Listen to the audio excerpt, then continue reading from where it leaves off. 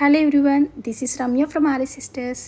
ఈరోజు నేను cotton silk saris తీసుకొచ్చానండి. ఇవి కూడా మనకి 3 కలర్స్లో మాత్రమే శారీస్ అవైలబుల్గా ఉన్నాయి. 3 కలర్స్ కూడా లైట్ షేడ్స్లోనే శారీస్ వస్తాయండి. ఫస్ట్ది వచ్చేసరికి మస్టర్డ్ ఎల్లో విత్ పింక్ కాంబినేషన్లో వస్తుంది. అండ్ సెకండ్ శారీ వచ్చేసరికి సీ గ్రీన్ విత్ పింక్ కాంబినేషన్లో వస్తుంది.